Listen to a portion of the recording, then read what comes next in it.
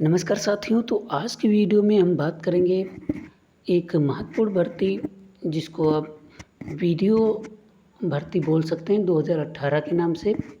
जैसा कि आप लोगों को पता ही है कि वीडियो भर्ती 2018 में आई थी जिसमें समाज कल्याण पर्यवेक्षक के भी पद यहाँ पे देखने को मिलते थे और यह भर्ती कई जगहों पे धांधली के चलते निरस्त हो गई थी या फिर कहीं एग्ज़ाम निरस्त हुआ था और यह नोटिफिकेशन इसका या फिर आवेदन मई 2018 में हुए थे इसके।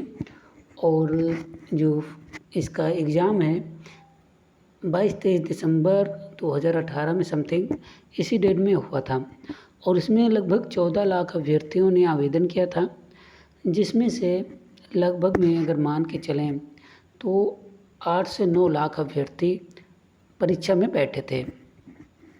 अब बात कर लेते हैं यहाँ पे जो ये एग्ज़ाम निरस्त होता है और एग्ज़ाम कब निरस्त होता है। एग्ज़ाम निरस्त होता है जब डीवी की नोटिफिकेशन आ जाती है। उसके बाद डीवी के लिए कैंडिडेट को बुलाया जाना ही था कि एक नोटिफिकेशन आता है जिसमें 2 लाइनों में लिखा होता है कि यह भर्ती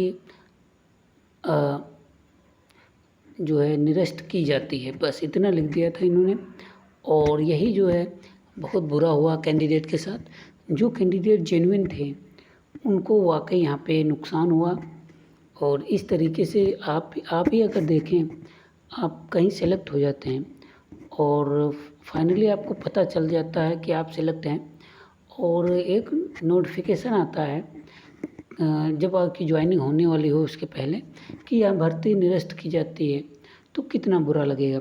वही जो वीडियो में सिलेक्टेड कैंडिडेट थे उनके साथ हुआ था। हालांकि मैं उन लोगों के पक्ष में नहीं हूँ जो लोग पैसा देकर हुए थे, क्योंकि बहुत बड़ी संख्या यहाँ पे पैसा देके कैंडिडेट सेलेक्ट हुए थे उन लोगों की है, तो इसलिए उन लोगों के साथ सही खड़ा नहीं हूँ मैं, क्योंकि 70% से अधिक कैंडिडेट यहाँ पे नकल के आधार पे ही सेलेक्ट हुए थे, तो इसलिए भर्ती निरस्त हुई थी। चलिए वो अलग की बात है, मगर आज हम बात करने वाले हैं जो री एग्ज़ाम हुआ है। री एग्ज़ाम कब हुआ है? 26 और 27 जून 2023 को। तो मान सकते हैं 23 में जून मंथ के लास्ट में यहाँ पे एग्ज़ाम कंडक्ट हो गया। अब यहाँ पे एग्ज़ाम कंडक्ट हुआ है, अब जो इसका आंसर की एक तो रिलीज़ की जा चुकी है, दूसरी नहीं रिलीज़ की गई। दूसरी रिलीज़ करने का मतलब यह है कि दूसरी रिलीज़ की जाएगी तो वो संशोधित आंसर की होगी, क्योंकि अभी तक उस पे लोगों से ऑब्जेक्शन मांगे गए थे और आयोग अभी तक उसको जो है सही से नहीं कर पाया है कि वो जो है उसको कैंडिडेट को एक रिवाइज्ड आंसर की रिलीज़ करे, संशोधित आंसर की, जिसमें कैंडिडेट के डाउट को भी सम्मिलित कर किया जाए, मगर ऐसा नहीं हुआ है। तो इसलिए कैंडिडेट जो है इंतज़ार कर रहे हैं कि कब इसकी संशोधित आंसर की आएगी और कब इसका रिज़ल्ट आएगा, क्योंकि बहुत ही लंबा टाइम हो चुका। आप देखें तो अगर जुलाई हो गया, अगस्त हो गया, 2 महीने पूरे निकल गए, सितंबर चल रहा है, तो 2.5 महीने लगभग हो गए हैं, मगर यहाँ पे संशोधित आंसर की नहीं आई। इसलिए कह सकते हैं कि थोड़ा लेट ज़रूर हुई है, मगर जो संशोधित आंसर की है वह इसी मंथ आपको अगर 20 सितंबर तक अगर बात करें तो इसकी संशोधित आंसर की आपको यूपीटीपीएससी की ऑफिशियल वेबसाइट पे दिख जाएगी। ये सिंपल सा आप याद रखिए कि इन वेबसाइट पे बहुत ही जल्द अपलोड करनी है संशोधित आंसर की। और उसके बाद भी अगर किसी के डाउट रहते हैं तो अगर यहाँ पे वेबसाइट में ऑप्शन नहीं देते हैं तो आपको व्यक्तिगत रूप से भी यूपीटीपीएससी जाकर अपनी बात रखनी है। ज़्यादा क्वेश्चन अगर गलत होते तो रिवाइज्ड आंसर की रिलीज़ की जा सकती है। ऐसा कई भर्तियों में हुआ है, यूपीटीपीएससी ने खुद ऐसा किया है। तो इसलिए आप निश्चित हो जाइए कि अगर एक भी क्वेश्चन गलत रहता है तो आपको यहाँ पे रिवाइज्ड आंसर की ज़रूर मिल जाएगी।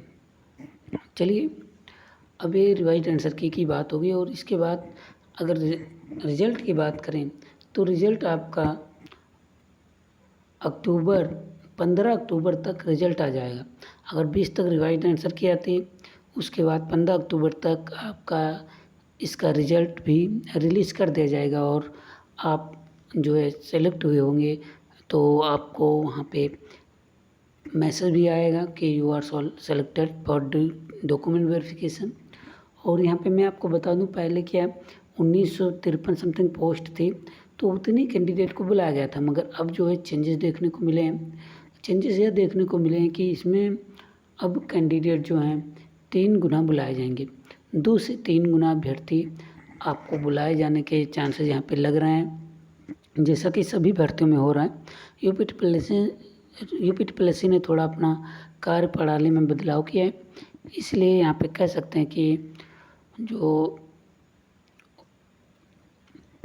यहाँ पे मान के चलिए कि जो कैंडिडेट रह जाएंगे सिलेक्शन से, और जो लोग यहाँ पे सिलेक्शन के बावजूद ज्वाइनिंग नहीं करेंगे, तो उनकी जगह पे नए कैंडिडेट वही जो बच जाएंगे डीवी कराए हुए कैंडिडेट, उनको शॉर्ट लिस्ट कर लिया जाएगा। एडिशनल रिजल्ट के माध्यम से वो लोग सेलेक्ट हो जाएंगे। तो यह बहुत ही अच्छी चीज़ है, यूपीटीपीएससी ने इस पर काम किया। तो अब अगर बात करें यहाँ पे कितने नंबर आपके हों कि आप डीवी के लिए शॉर्ट लिस्ट हो जाएंगे, तो मैं यहाँ पे क्लियर कर दूँ, कुछ लोग 210 220 बताएंगे, मगर मैं यहाँ पे बता दूँ आपको, अभी यह फाइनल रिजल्ट नहीं आने वाला है, यह केवल डीवी के लिए शॉर्ट लिस्टेड के लिए है। इसलिए मैं यहाँ पे बता दूँ डीवी के लिए कितने अंक वाले कैंडिडेट शॉर्ट लिस्ट हो सकते हैं। जनरल की अगर हम बात करें तो जनरल में 170 से 72, ठीक है, 170 से 72 नंबर जिन कैंडिडेट के भी हैं, मैं क्वेश्चन नहीं कह रहा हूँ क्योंकि क्वेश्चन तो 150 ही है, 170 से 72 नंबर जिनके हैं वो लोग कैंडिडेट जनरल कैटेगरी के अगर हैं तो वो डीवी के लिए शॉर्ट लिस्ट हो सकते हैं। और ओबीसी भी सेम रहने वाला है जैसे कि यूपीटीपीएससी कर रहा है, और ईडब्ल्यूएस भी 170 से 72 के बीच में ही आती हुई दिख जाएगी कट ऑफ। ये डीवी के लिए शॉर्ट लिस्टेड हुए कैंडिडेट के लिए है।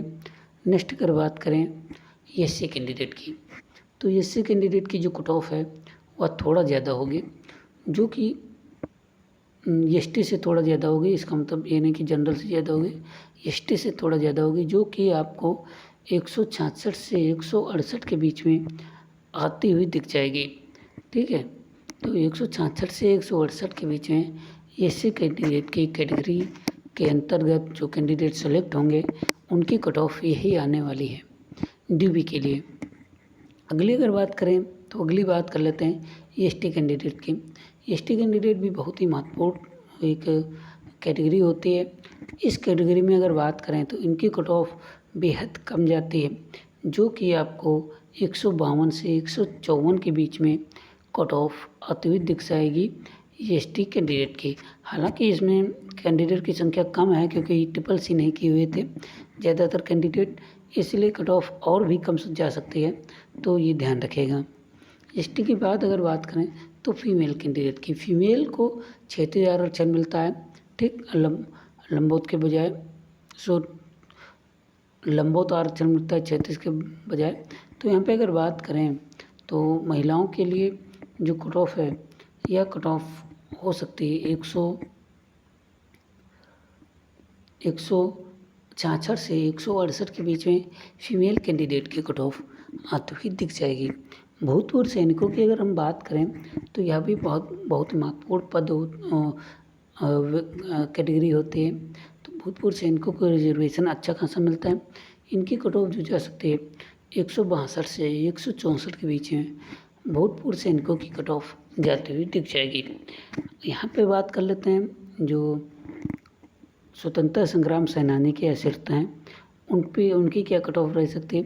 तो उनकी कट ऑफ की अगर हम चर्चा करें तो उनकी कट ऑफ भी कोई ज़्यादा कम नहीं रहेगी, मगर 164 से 166 के बीच में यहाँ पे स्वतंत्रता संग्राम सेनानी के असरतों की कट ऑफ आती हुई दिख जाएगी। अब आपने कभी भी ध्यान दिया होगा कि स्वतंत्रता संग्राम सेनानी जो हैं और भूतपूर्व सैनिक, इनमें कट ऑफ में किसकी ज़्यादा कट ऑफ होती है। तो कट ऑफ जो ज़्यादा होती है स्वतंत्रता संग्राम सेनानी की असरतों की इसलिए ज़्यादा होते हैं क्योंकि भूतपूर्व सैनिक पढ़ाई छोड़ चुके होते हैं, सेना में जा चुके होते हैं, उसके बाद आते हैं रिटायरमेंट के बाद। और जो स्वतंत्रता संग्राम सेनानी के आश्रित हैं वो हमेशा पढ़ते ही रहते हैं, मतलब कि उनमें कोई जॉब नहीं कर रहे, कोई भी वैकेंसी में वो इन्वॉल्व नहीं है या कोई सर्विस नहीं कर रहे हैं, वो रेगुलर पढ़ाई कर रहे हैं। उनके पूर्वज रहे हैं स्वतंत्रता संग्राम सेनानी, वह नहीं, इसलिए उनको यहाँ पे रिजर्वेशन में अंक जो है ज़्यादा होते तभी सिलेक्शन होता है। और पीएच की अगर हम बात कर लें तो यहाँ पे पीएच वालों की भी कट ऑफ 158 से 160 के बीच में पीएच कैंडिडेट की कट ऑफ आते हुए दिख जाएगी। तो मैंने मोटा मोटी आपको एक आइडिया दे दिया है कि कितनी कट ऑफ जा सकती है यहाँ पे डीवी के लिए, शॉर्ट लिस्टिंग के लिए।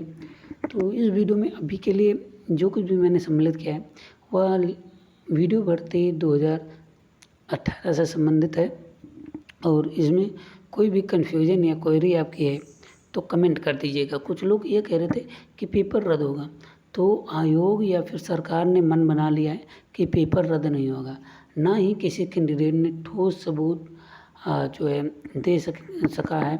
कोई भी कैंडिडेट नहीं दे पाया है कि ठोस सबूत दें आयोग को या फिर सरकार को या फिर कहें कोर्ट को, कहीं भी ऐसे ठोस सबूत नहीं मिले हैं जिससे पता चले कि यहाँ पे नकल हुई है बड़े पैमाने पे।